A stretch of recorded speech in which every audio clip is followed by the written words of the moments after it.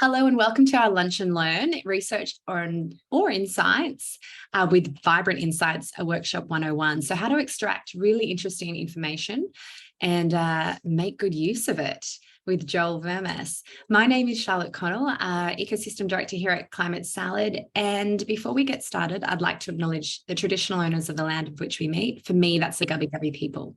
And I pay my respects to their elders past, present and emerging. Joel, I'm going to hand over straight to you. And would you like this to be, time for questions at the end, or should people put questions in the chat? How would you like to run this? Look, let's treat this as a very informal session. Stop me anytime. Let's have discussion as we go. And anything else then we can discuss. We can go there. I don't believe we'll need the full hour, so you can get some time back in your diary. But yeah, throw questions my way anytime, raise hands, use the chat function, whatever's most convenient for you. Wonderful. Go straight away. Excellent. Well, thank you everyone for coming along to the Lunch and Learn. Today is really about an introduction to research and insights and how it works.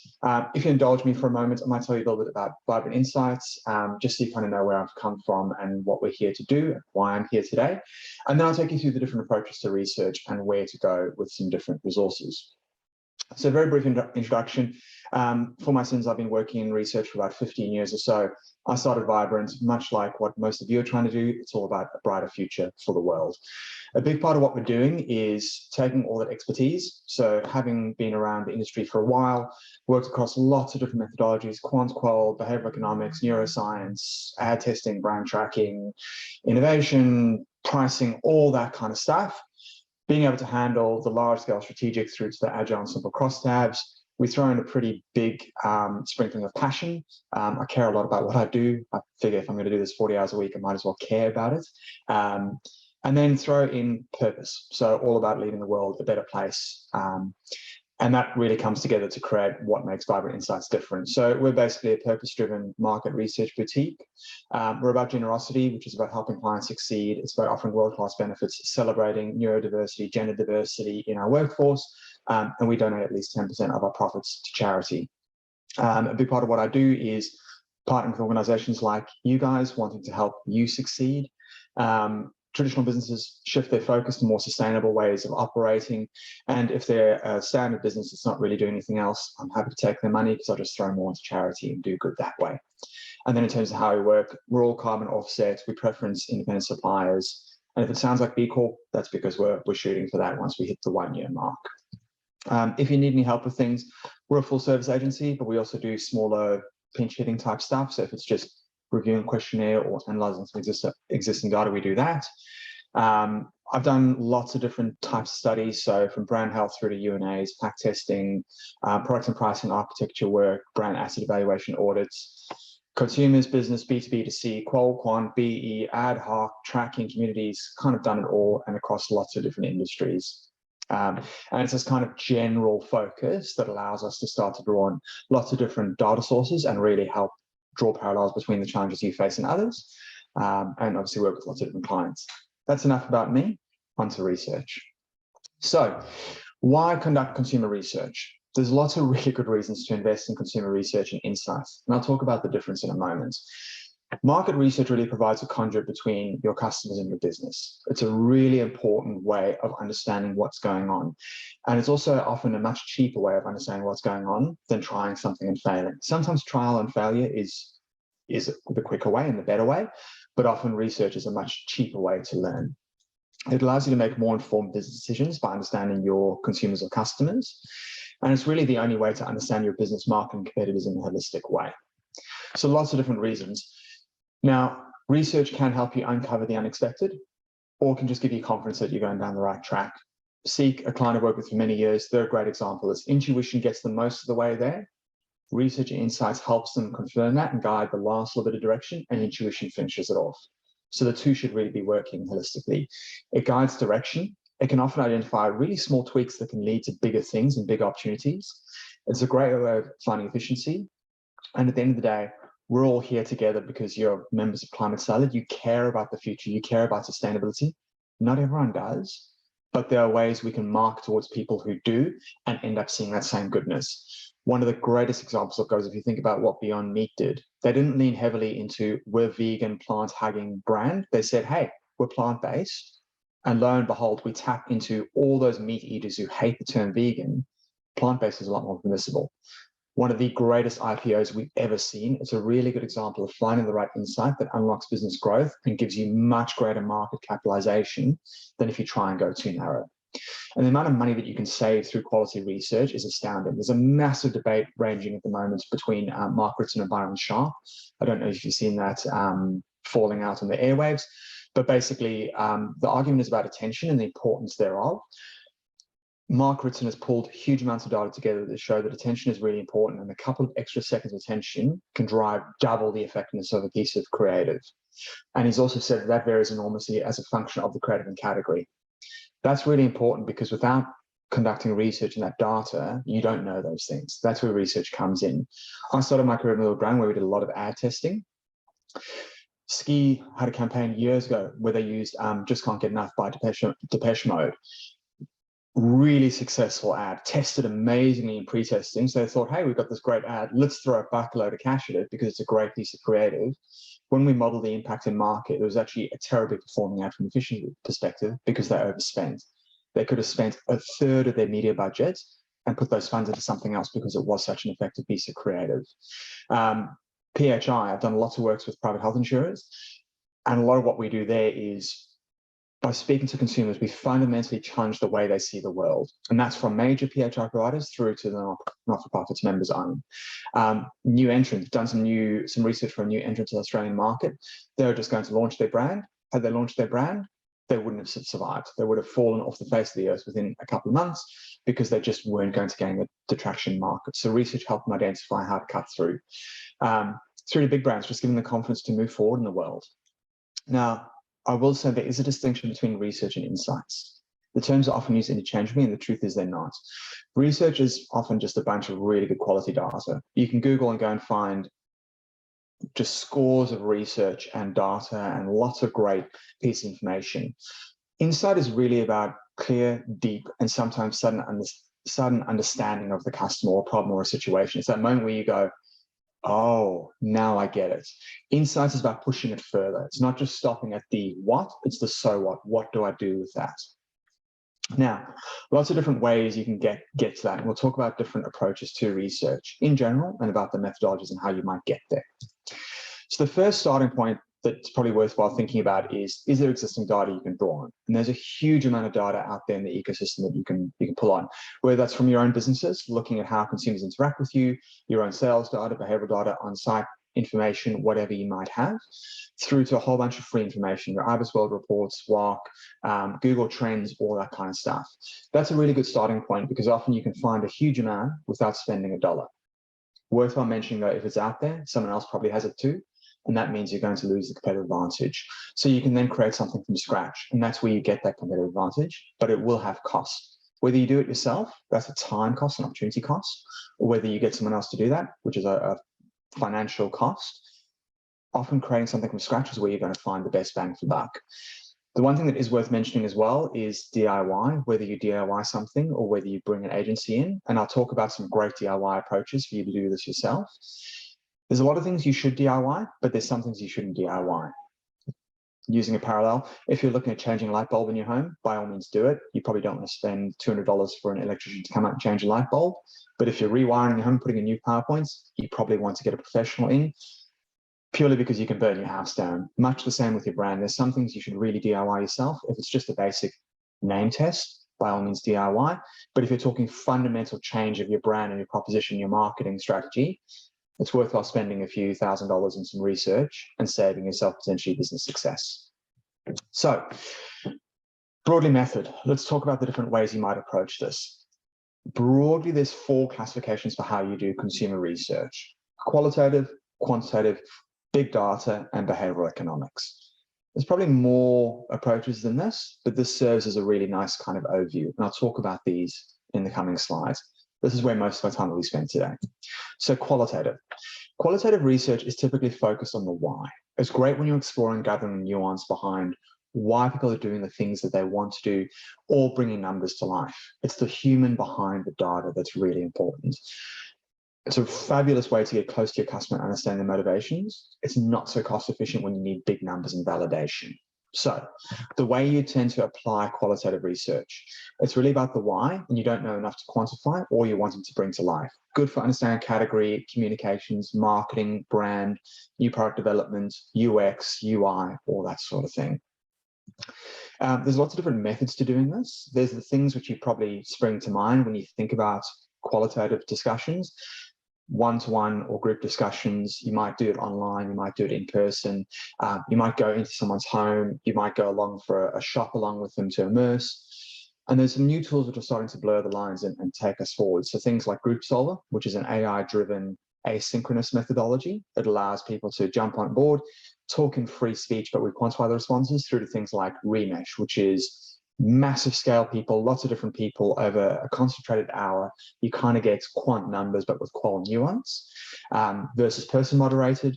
And you get some approaches like Quali or Recollective, which offer Quali quant. Lots of people, qualitative, but you get quantitative validation. The way you tend to approach this from a sampling perspective is basically list out all the different groups you want to speak to. In simple terms, that could be a mix of age, gender, location.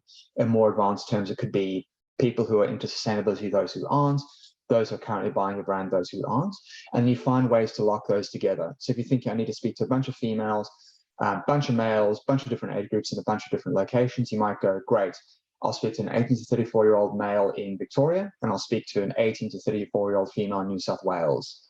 That allows you to get both the geographic coverage and the demographic coverage. What you're going for here is representing all people, not necessarily being representative. That's a really important distinction. If you try and be representative, you're going to cost yourself a bomb and not get the bang for buck. You're better off doing that through quantitative work. And if you're doing, say, UX research, 15 people is usually your rule of thumb. You want to keep this down to kind of the sub 30, sub 50 people. So the way you tend to go down the path of doing qualitative research, confirm it's the right approach. If you're looking for statistics like X% of people believe Y, it's probably not qual. If you're looking more for these are the broad themes, these are the broad ways people think about the category, qual is going to be the right thing. What you then need to do is develop a recruitment survey. A recruitment surveys are basically what you turn to a recruiter and say, these are the people I want to speak to. And that's, this is the number of people we want to speak to, this is what they should look like. Any profiling questions? So if you need to know when I bring those people in, they're male, they're female, they're young, they're old, they live here, they interact with our category, they interact with our brand, all that stuff goes to the recruitment survey. You probably don't want to waste valuable discussion time by saying, so tell me about yourself, when you could probably capture a lot of that in your recruitment process. Use that time wisely because we often only have an hour or so with people, and often there's a lot we need to do. Then you recruit. So you can do it yourself. There's lots of great tools to do it yourself. Or what I often find is easier is you just kick that over to a recruiter. That can get quite exy. Some recruiters can charge you up to $100 per person, which is why you want to be super efficient. If you do it yourself, you can use Facebook groups, you can use Instagram, you can use any of those kind of following groups or opportunistic things. Put out a call to friends, get people into a group. What you then do is just develop a thing called a discussion guide. And discussion guides are basically a frame of conversation that helps you start from point A and get to point B with various stops along the way. It's a loose reminder to ensure you touch on everything you want to cover. Do your interviewing, you then do your analysis and synthesize the results and pull together your report. So broadly, when you think about qualitative research, these are open-ended questions, not closed-ended questions. So things like, tell me about when you did this. Explain to me the context behind that. Let's explore why you happen to go down this approach. You don't want to do things like, do you agree that you did this? Or is it A or is it B? Closed-ended questions kill qualitative discussion. You really want to get the person talking, riffing. When you tend to do discussion guides, you want to start broad and go deep. Don't start off immediately with, let's talk about my brand and why you're buying me and what's important and how we dive into sustainability. Start broad and gradually work your way down. That's to avoid biasing responses and natural conversation. You don't start with someone and say, you know, talk to me about your, I don't know, your ablution habits and about half when you go to the toilet. Everyone's going to be like, sorry, I beg your pardon. But if you start broad and talk about, let's talk about general kind of hygiene practices, let's talk about well-being, let's talk about toilet paper, let's talk about habits, it starts to be a much more natural conversation where you warm people up. Key thing is to follow your discussion guide when you do this, but follow it loosely. You don't want to go down a formula approach and say to someone, okay, so question 1 is this, question 2 is that. It's a loose way to ensure we tick everything off. And often what will happen is you might start here, you tend to jump to the middle, you come back to the start, and you jump to the end. But your discussion guide makes sure you tick off all the data points you need to know. Really important you remain impartial. There's some videos coming out from Louis Theroux. He spoke at our Research Society recently.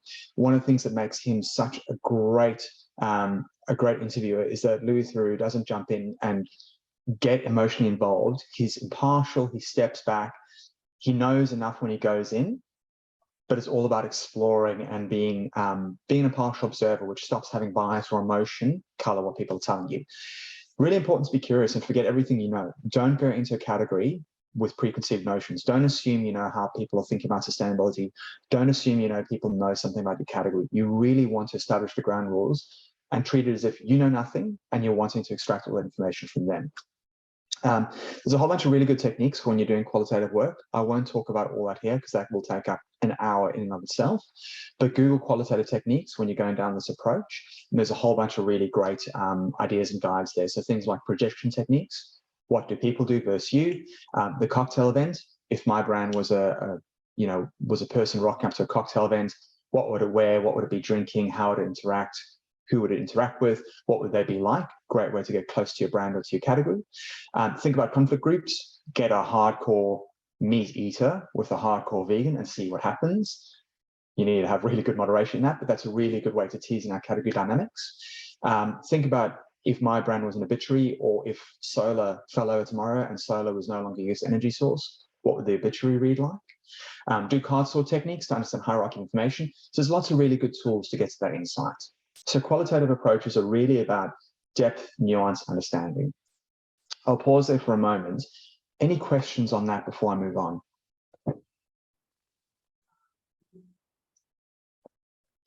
I just have, oh, sorry, go, Jeff. Oh, okay. You mentioned rebranding, and one of the things I often see is a new CEO comes in or a new board chair, and the first thing they want to do is put their stamp on by getting rid of the old brand and getting a new one. What are your thoughts on that? Depending on the brand, disaster and complete waste of time. Your brand is often one of your greatest assets. Brands, the Interbrand, these guys do evaluation of brands and what that little symbol is worth, and it's worth a hell of a lot. So in my opinion, simply cutting a brand out, unless there's good reason, is probably a terrible place to start. I get you want to make an impact. There are other ways to make an impact. What I probably suggest is before doing that, you probably want to go down the process of what's my brand equity? What are my distinctive brand assets? What are the things that matter? Do people know my brand exists? And does it have any kind of value? So there's really good techniques we can use. Byron Sharp from Ehrenberg Bass Institute pioneered a thing called distinctive brand assets. It's a super simple approach. Often you've probably seen this guess the logo game, where you show the logo and you say to people, what is this?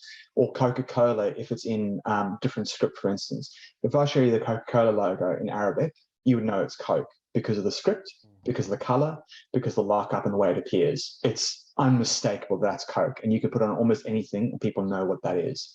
That's the power of brand and distinctive brand assets. So what you want to really do is do an audit where you look at what is our distinctive brand asset? Is it the brand name? Is it the brand logo? Is it the color? Is it the lockup? Is it the device?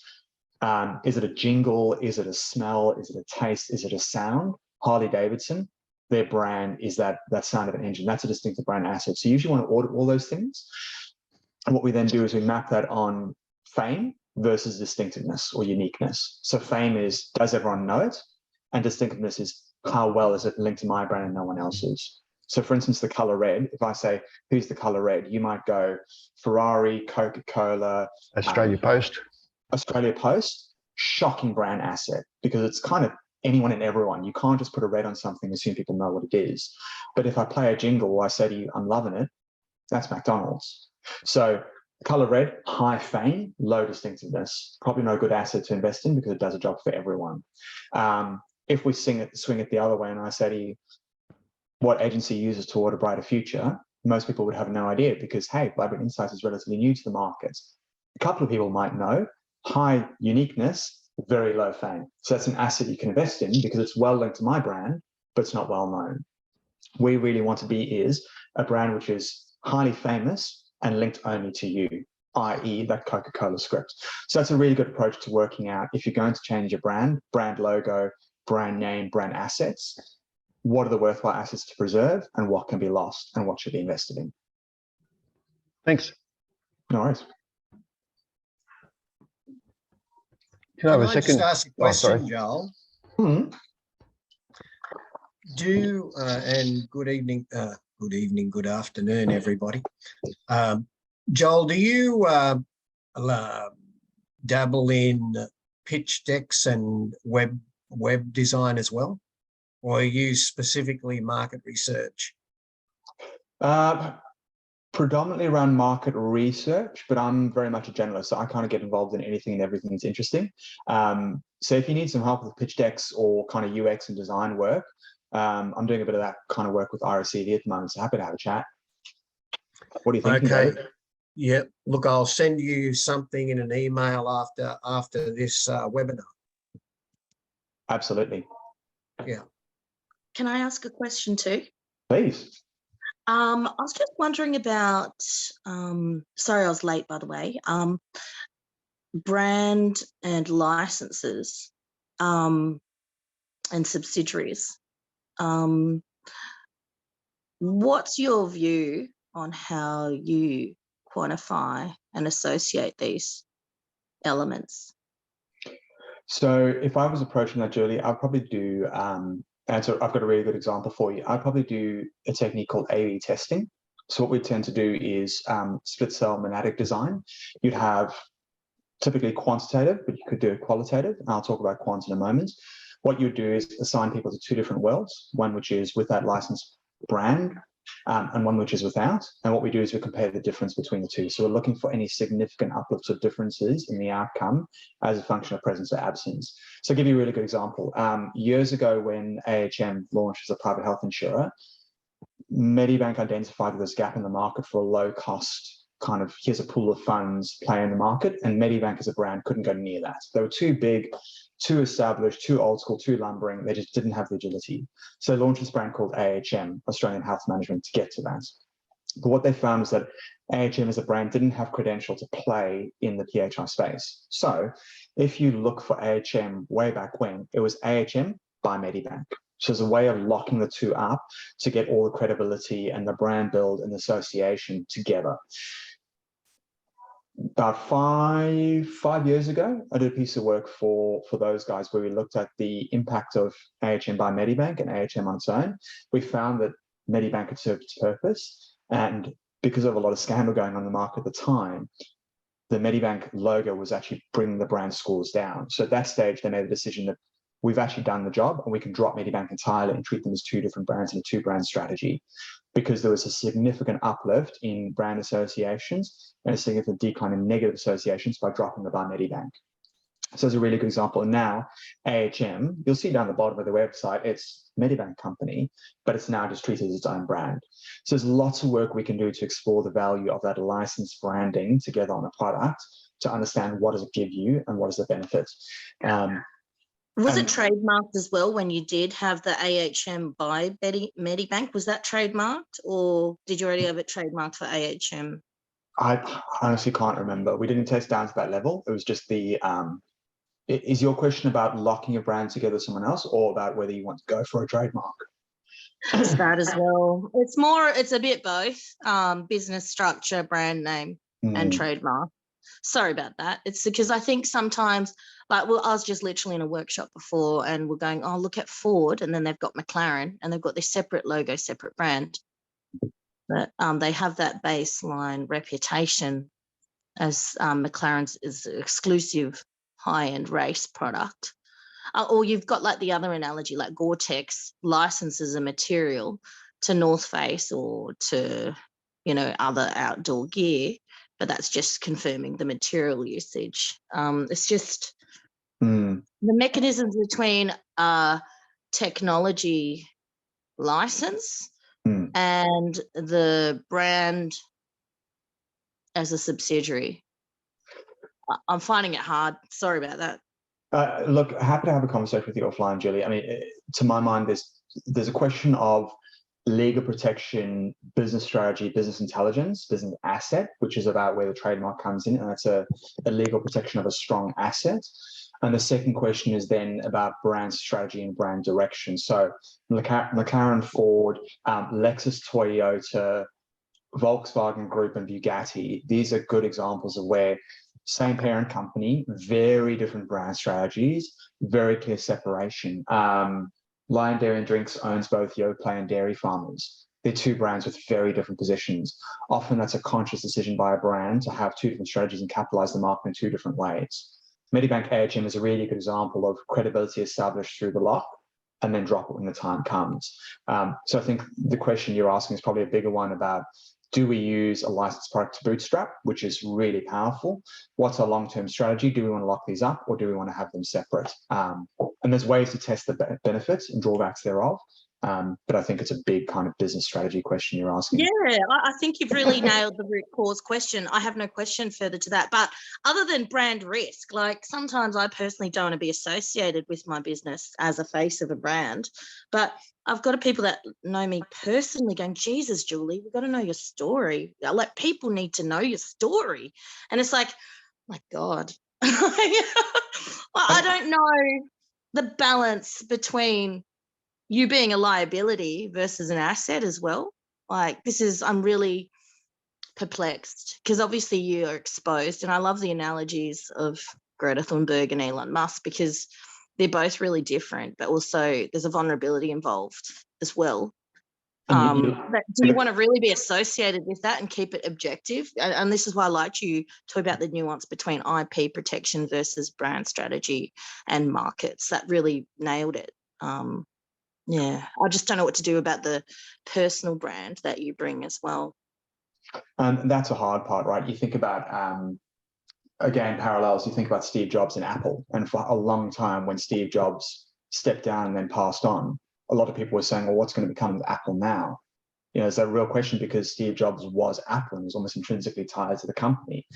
Whereas you think about Mike Cannon-Brookes and Atlassian and what they're doing, and Project Sunflower up in Northern Australia, and you look at, you put Mike Cannon-Brookes in the front of that, and suddenly it gets a lot of people circling around it. So I think there's a question there for you, Julie, the value of you as a brand and where you want to go as a person and an entrepreneur in the future versus the institution you're creating and what your long-term goal is with that and selling that. And as business owners, we will all want to be redundant, right? Because that's a business that you can sell on.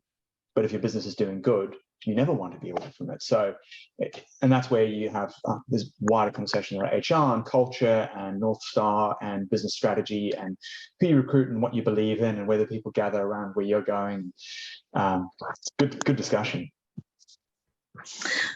Yeah, thanks. It's just a prerogative thing then, basically. Thank you so much. So one example that ties the two different brands together and the face of the business would be Jetstar, Qantas, and Alan Joyce. But that's not what I was going to ask. There's a holy cow within the customer insights business that you didn't mention. That's focus groups, and I was just wondering what your views are on that. So focus groups I put in qual here, which is your in your methods here, your online versus in-person, your one-on-one or groups. Focus groups are fabulous. They're really, really good. But when you're running those kinds of things, I'd suggest you need to know what you're doing, because you can find really strong personalities that tend to just run roughshod over a group, and you end up getting groupthink and people just follow them, or people who are way too laid back. Zoom's really good for that because you can kind of mute and give turns. But then you get terrible things where people just sit there on their phone waiting for their turn. So there's some really good online approaches. So for instance, I use Recollective a lot, and I'll give you a bunch of different tools. Recollective is fabulous for that because we can do discussion forums and discussion groups online, asynchronous. And what we can do is an uninfluenced technique where I ask you a question, your opinion, Jeff, and you type something in. And only once you give me your thought, do you see the wider discussion, what everyone else is saying. So it's kind of like, give me your opinion, let's extract you uninfluenced, unmoderated. Now you can see what everyone else, another discussion starts, and that's where you get the juice. The nice part about doing that, for anyone in the room who's a non-researcher, it's online and you're using discussion. So you don't have to think on your feet. You don't have to be quick. You don't have to go, oh, this is getting out of control. How do I handle this? I've got 45 minutes left and where do I go? You tend to run these things over 3 days. So you can kind of see the way things evolve and you've got time to think and craft a response. So online interviewing, particularly that asynchronous online discussion, is a really good way of doing it. But Zoom focus groups have become a really common. COVID accelerated that. And that's where some of those techniques will come in. Do you get all of one type of person in a focus group, i.e. a whole bunch of young females versus a whole bunch of young males? Or do you have 2 different groups talking? Do you have people who are on 2 very different sides of a point of view to argue and discuss and get the conflict happening? Group construction is a whole bunch of things around that, but happy to have a discussion about how to run some of those discussions, because there's a lot of gold that comes out of good focus groups. Yeah, I used to be paid as a participant to focus groups, and I saw some complete failures. One was a newspaper that was brought out. Everyone in the room except me said it's a brilliant idea. It's called the Business Daily. It lasted about 2 weeks before it fell over. And it appeared to me that the premise of focus groups was that when friends and family get together in a lounge room on a couch, and they chat freely because they know each other, they'll tell the truth. They'll tell people what they think. And a researcher putting a couch in a room with TV cameras and a one-way mirror isn't the same thing. But anyway, thanks for that. No, I completely agree, Jeff. And this is where, thank you for the segue, because I think both what you and Julie were talking about comes really nicely to quant. Quant is a really good way to validate whatever you find through qual. So this gives you confidence and weight. And this is where I'd start to look at techniques like implicit association. So I just did a piece for Launch Housing where I was trying to get at what people thought about homelessness as an issue. And it's really tough because people will moderate their responses and tell you what they think you want to hear.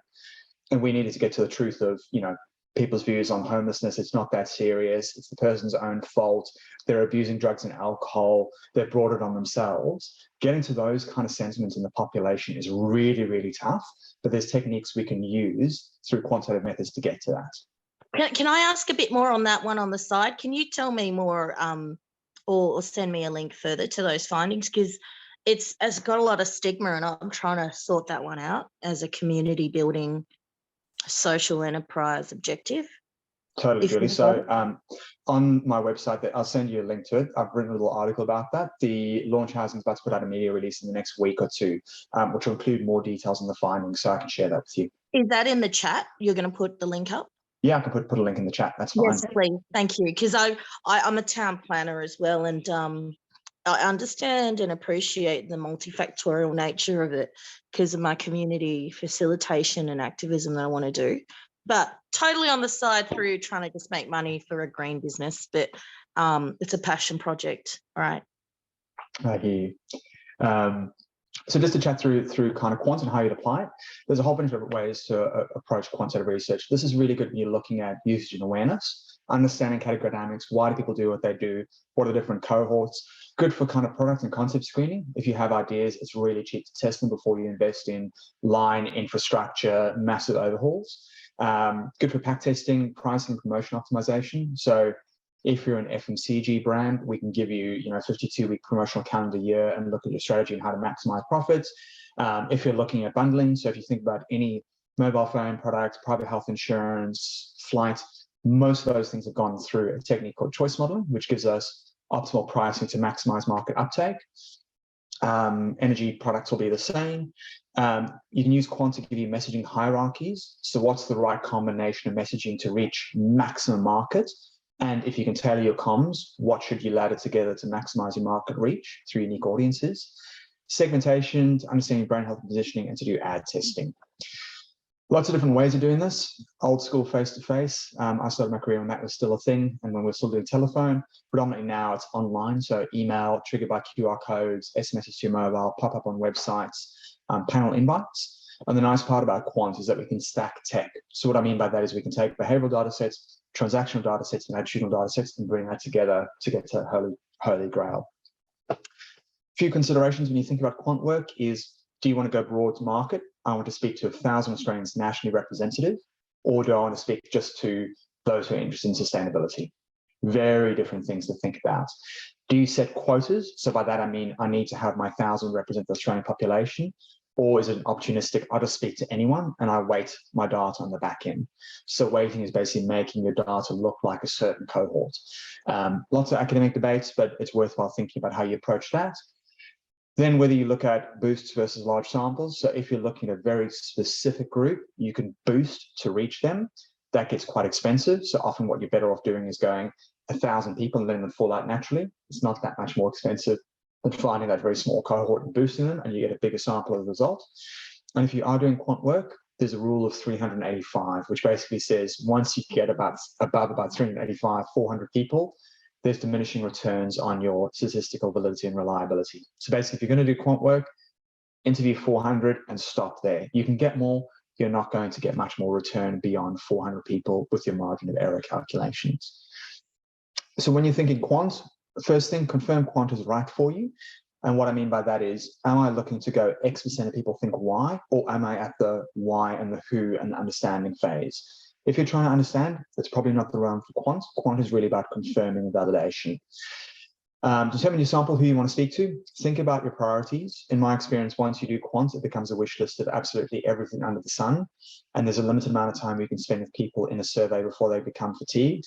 I'm sure you've all done one of these surveys, which is 25 minutes of how important, how satisfied. You get shocking quality data, so you need to think really careful how you do it. Get yourself a quote for how much it's going to cost you. That's a function of how many people, how hard are they to find, and how long do you want to spend with them. Develop your survey with your instructions and routing. Then you deploy, monitor how fieldwork is going, course correct if you need to, analyze and report. Again, with your approach, go really broad, start it like a normal discussion with a normal human being, and then you start to go more narrow. Think about single point screen out versus progressive screen out. So by that, I mean, when people come into the survey, do they qualify for the survey? Do you kick them out once they reach a certain step? We only want to speak to this particular type of person. Sorry, you don't qualify, you're out. Or do we get a whole bunch of profiling information and knock everyone out at the same point? That's really useful when you want to go, this is how the market falls out. And then amongst that subset, this is what's happening. So just think about that. Lots of really good self-serve tools out there, which I'll share with you in a few moments' time, or go full service where someone handles all that for you. Depending on what you're doing, that's a really good way to go. When designing a survey, much like with Qual, please avoid leading questions. Do you agree this is a good idea is not the right way to ask a question. Asking something like, to what extent would you say, which is much more open, creates visibility. Short sentences, simple language. Remember, people are doing the survey, they scan the first couple of things. So nothing irks me more than when you read an online survey and someone says, on a scale of 0 to 10, where 0 is this and 10 is this, to what extent do you agree? When you've got the 0 to 10 on the screen already, you might as well just say, to what extent do you agree? 0 disagree, 10 agree. Make it really simple for people.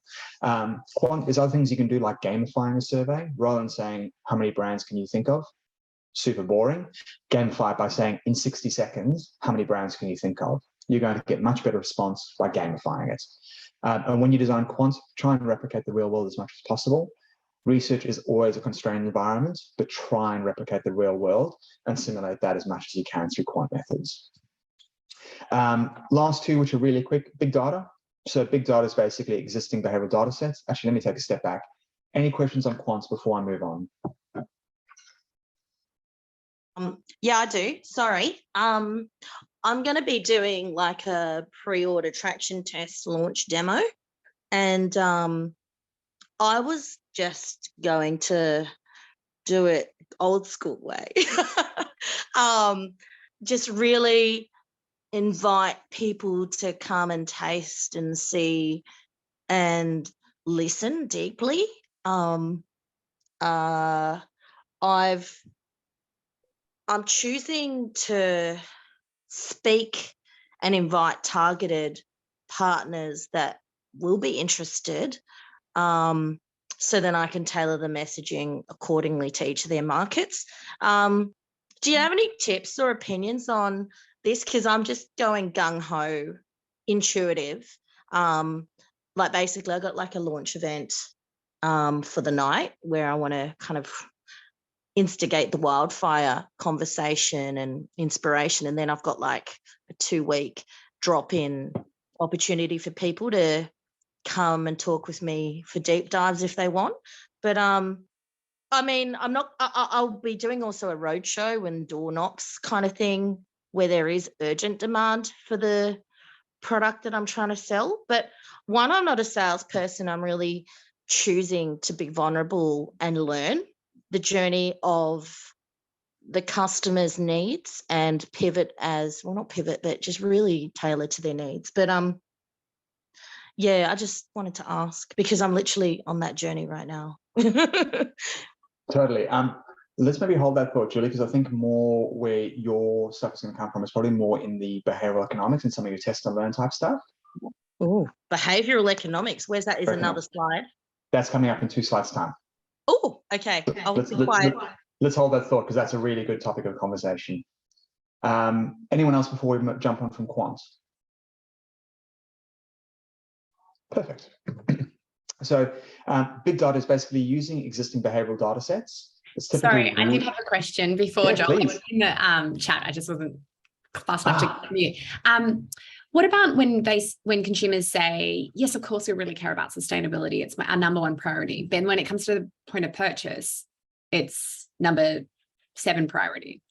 Mm-hmm. Yeah, just with that quantitative data, like having worked for a sustainable like eco label where it was like, of course, ocean health and sustainability is really important, but actually price and taste and quality is. Absolutely. So that was where I was going to talk about behavioral economics as a really good, it's a good point to talk about that, Charlie, because this is where quant testing using BE theory is really important. I did a piece of work a few years ago, which was exactly that. When you ask people to state what's important, of course, sustainability is given huge amounts of lip service. But to your point, a product that's sustainable and one that's not, people will always choose the cheaper product. It's just a fact of human behavior. So what I would tend to do in that when I'm approaching it from a quant perspective is, again, experimental design, 2 different cohorts. What we do is we don't ask people what's important, but we look at the delta or the uplift between having that claim, having sustainability in the set versus not. And we can then start to run some experiments to go, what do we get in terms of an uplift? So 2 identical products, one sustainable, one not. Do we get a better uplift from the sustainability? Can we command more of a price premium because of sustainability, or do we have to offer a discount? And there's things as well, certain categories will have different rules because of perceived efficacy. For instance, cleaning products. Some people perceive that green cleaning products aren't as efficient or as effective. If I'm using natural fibers versus man-made fibers in clothing, efficacy, there's all sorts of questions in that. So you tend to observe and run experiments to figure out what's going on. And then what you tend to do is run behavioral economic theories to start to hack that and see how you can engage the right behavior. So if I was an airline, I'll be putting by default carbon offsetting on and seeing what the uplift is versus having carbon offsetting as an opt-in approach. There's things you can do like showing the provenance and the story and the history, which gets you a better uplift in terms of the outcome and people choosing a sustainable option when they can see where it comes from. So there's lots of different ways to hack the behavior because you're right. Everyone says they want it. No one does it.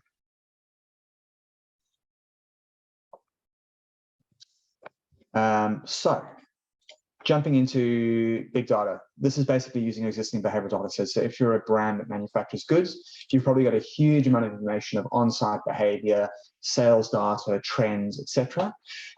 You can also purchase a lot of these reports as well. So if you're a QSR, for instance, quick service restaurants, or anyone who partners with Uber Eats, they've got a wealth of data they can kick over to you and show you how you perform. Big data is really good because it gives you the truth of behavior. It's not claim data, but real data. It gives you a really good means to understand the market, understand the customer. You can use your data set if you've got something on site, or you can purchase someone else's. So there's lots of partners that have this sort of stuff. And the way you tend to approach this is purely opportunistic. What you have is kind of what you get, and that's fine, that's well. You can design more to collect more and synthesize that, but that tends to cost money and or time. When you want to go down this path of using big data, so all that rich behavioral stuff, think really carefully about what you need, or quite simply you'll drown. The analogy is getting a cup of water from Niagara Falls. It's overwhelming the amount of information, and the problem with big data sets is unless you go in with the hypotheses, it's all kind of interesting, but there's no real insights that come out of it. So hypotheses to test and go in, test those hypotheses, refine and develop your findings is the only way to approach this. Again, otherwise you just end up with a series of really nice stats, but you can't really do much with it. So if you're going down this approach, be patient. It'll take time to think through what you need. Be systematic. Think really carefully about what do I need to learn? What does this data give me?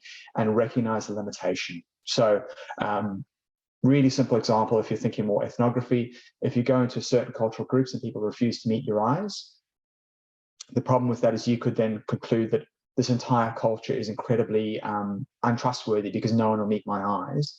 The truth is that culture, meeting eyes, is a sign of disrespect, and respectfulness is looking away. So that's where this data can be really powerful, but if you just rely on what you can see, you don't understand the cultural nuance. And that's where it's really important to sometimes ask the question and go, that's going on, let me understand the why. Now I understand why the behavior is occurring. Which brings us really nicely to behavioral economics. And this is really about decoding behavior through known principles and leveraging that for success. This is a really popular and emerging space at the moment in research consumer behavior, pioneered by a few different folk. Basically what they talk about, Daniel Kahneman, is thinking fast and thinking slow. So thinking fast is gut reaction, system one, it's intuitive, it's subconscious, versus system two, slow, considered rational thought. Most people tend to operate in system one, it's gut reaction, even though we'd like to think we operate in system two. Behavioral economics is all about decoding that. And businesses use it for good and they use it for ill. This stuff is so powerful and so widespread that President Obama basically created the nudge unit within the government, which is all about nudging people to behave in certain ways to get better healthcare outcomes. It's enormous. The ramifications are huge. It's things like organ donors and opt-in rates. So by default, when you get your driver's license in certain countries, you're automatically an organ donor, versus in Australia, you have to opt in rather than opt out. You get much better intake with those sorts of things. It's used for nefarious methods, like if you walk into a Costco or JB Hi-Fi, you'll see this big, beautiful TV, it's $6,000. When you see the TV was $3,000, you go, oh, $3,000 is half the price. That seems reasonable. If you walk in and see a $1,000 TV and you see that same $3,000 TV, gee, that seems really expensive. That's behavioral economics, that's anchoring. It's why when you go in and buy a coffee, small, medium, large, how many people default to the medium option? It's all about anchoring and reference effects. So if you use behavioral economics in a really clever way, you can nudge behavior in the right way. So this is all about making sense of behavior and nudging desired outcomes. Two different methods. One is decoding the past and looking at what people have done and why. And the second is then hacking the future. The sampling approach really depends. This is enormous. It's a huge field in and of itself, incredibly complex. There's a wealth of really good information out there, which I can share with you all if you want to read that in your own time, but lots of really good theories and applications. The way you tend to approach this is just time and thinking. So think about what you want, hypothesize, test, learn from that, iterate and repeat. So the basic process is literally decode that behavior, hypothesize, nudge and test and measure, repeat, repeat, repeat, repeat, repeat. So if you are any brand that operates digitally, this is a really easy space to play in. And some brands that even start doing this if they manufacture consumer goods. They buy fake ads for their product.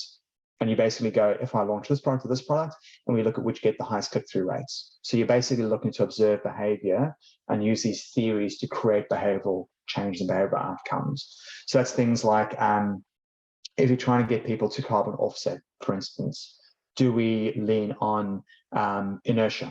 So by default, it's opted in versus opt out. Do we lean into say following the crowd or wanting to be part of the crowd? So you've got a claim like 85% of people come through the site default to carbon offsetting. That's a different way of leaning on a different theory to get the desired outcome.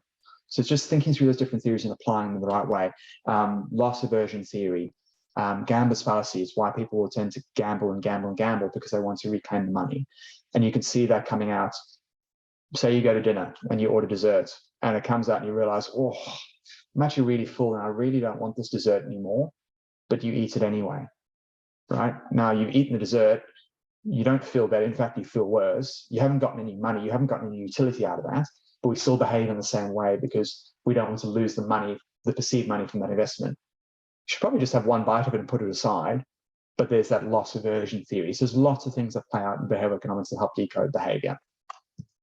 And then from a philosophical standpoint, what I tend to recommend, how we tend to approach this, is really fusing all this together. So we capture all that great planned and attitudinal data, which is what people think, what they feel, but that's also full of bias, post-rationalized, and doesn't necessarily predict behavior. To your point, Charlotte, people often say one thing, they do something totally differently. That's where the observant behavioral piece comes in with those big data sets. Bring that together. When we can see what people think and what they do, that's super powerful. We then throw BE over the top to decode and nudge behavior. And in the three of those, that's where you get to the truth. Decode the behavior, understand the why, what people like to think, and then hack it. And the problem with a lot of this is people will tell you certain things in surveys, and people say, well, I'll just ignore all that because that's not indicative behavior. But that's marketing. We don't sell the person a gym membership based on the fact they're sitting on the couch all day. We sell people gym memberships because they like to think of themselves as becoming fit and handsome and tanned and blonde hair and blue-eyed and everyone fawning over them. That's how you sell a gym membership. You don't sell them the reality, you sell them the dream. And that's where this kind of comes in. So next steps. Regardless of how you approach going down this path, start with some hypotheses, figure out what to test. Don't try and do it all when you're going down this path. You can very quickly drown trying to achieve absolutely everything. You're better off chunking this up into bite-sized steps and doing a few things well than doing everything at half levels. You guys are all here because you're running successful businesses and you care about the world. Trust your intuition. Let the data guide you and intuition take you home. Whenever you're doing research, be like a 4-year-old. Why? Keep going until you get to that why, until you get to the end. Because probably the 5th or 6th why is where you get to the truth. When you do research, please don't report everything. It's like a trader who rocks up to your house with 6 trucks with every tool under the sun when all they need is a hammer. Figure out what you need and use the right tool. The best presentation I ever went to was in a previous site, was a presentation to BP. And Adam Sinclair stood up in front of a huge group, including a bunch of C-suite execs, and said, it's a shit idea, it's not going to work. Anyone who wants to hang around and see the data, you're welcome to. I'll spend the next hour telling you why. That's the headline. Half the room got up and walked out because they knew what they needed to know. Be brave when it comes to this. Be clear, report only on the stuff that matters. Just because you collected a whole bunch of data, which you're really excited about, doesn't mean the stakeholders in the pitch deck, the people you're going to speak to, want to see all of that. Quite literally, elevator pitch it. Whenever you do research, keep going until you can get to that story of, if I'm in the elevator with someone heading up to tell them what I'm about to tell them, and they say, I'm sorry, I can't make it, what do I need to know? What comes out of your mouth in the next 20, 30 seconds, that's where you need to get to. Literally an elevator pitch, 30 seconds of story, and tell the story. Data is kind of interesting, but it doesn't get there. Take it from research to insights, get to the truth, feel that why, get to that 30-second elevator pitch, and that's where the gold is. So if you want to get started, worth considering if you want an off-the-shelf solution or a bespoke solution. I'll send this deck around, or I'll share it with Charlotte to send around. If you want to buy existing research, there's a whole bunch of stuff out there. Google it, check out WARC, Mintel, Argus World Reports, say hello to any of the major guys. Fonto, the big 4 banks, Uber, they've usually got a huge amount of data that you can get out of them and standardized reports that are available. You can piggyback often or run a mini poll if you need something really light. The majors often have a monthly mini poll, so you can ask 1 or 2 questions for free or low cost, or direct it to a panel. Feel free to reach out to me as well. I've got good relations with Pure Profile, Lightspeed, and Octopus Group. Often you can ask 2 or 3 questions for free and capture some really quick data. There's also really good standardized options. So Kuberi and Zappy Store, you're talking $3,000 or $4,000 for a standardized methodology, benchmarks, norms. Really easy. Put your brand in here, put your statements in here, press a button, 24 hours later, here's your report. Really easy way of doing it if you're thinking very clear outcomes. The Fonto guys and Pure Profile, they've got really good transactional behavior. So they can marry up attitudinal data to actual financial transactional data. Pure Profile uses Raise. Fonto Humanity, the wealth management platform that happens to run surveys. So they're a really nice way of marrying what people think and what you can actually see in terms of their spend. It's all above board, by the way, opt-in. There's a bunch of really good DIY options out there as well. So Glowfeed is a really good bunch to chat to. They're relatively new. They're socially responsible. They donate to charity. They do a lot of kind of self-funded sustainability research. Recommend you chat to Oscar and the team there. iLink, Pure Profile, SurveyMonkey, Polefish, Recollected, Group Solver, All these guys are DIY platforms, often with self-serve templates, full bespoke. Hi, I'm here. Other good groups out there. Where To is really good. Penny and her team are awesome. Honeycomb are fabulous. They've just been awarded for DNT Agency of the Year. They're a really good bunch. Renat and John are great operators. Harvest, Daryl and his team are fabulous. They've also got a really good FMCG mind. 555, Nature the Lab. All these guys are really good at what they do. And if there's any ways I can help, please reach out. Happy to chat, even just to point you down a path and give you some advice. I'm here because I kind of want to see all you guys succeed and change the world, make it a better place. And that's it. Thank you. And we are almost at time. Joel, how do we get in contact with you? Oh, right there. Should have waited till the next slide. So vibrantinsights.com.au, my email address is just joel@vibrantinsights.com.au. Reach out anytime. If I can't help you, my job is seeing companies like you guys succeed. I'm happy to take Mondelez's money to help you guys win.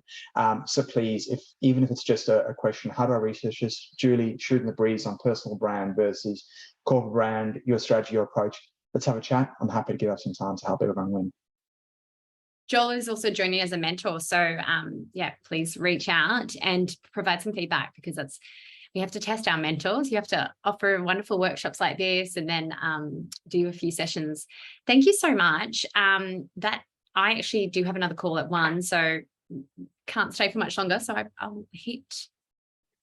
Thank you so much. That was really comprehensive. Thanks, Joel. Thanks, Charlotte.